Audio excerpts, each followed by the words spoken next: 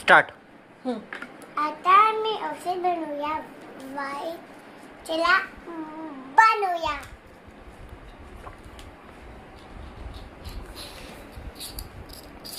तू काय बनवत आहे? हे औषध कोणासाठी? तुझ्यासाठी. कोणती औषध आहे ती? ही वाईट औषध. काय काय टाकत आहे तू त्याच्यात? एक छोटीची फूल, हां एक बाली फूल, हां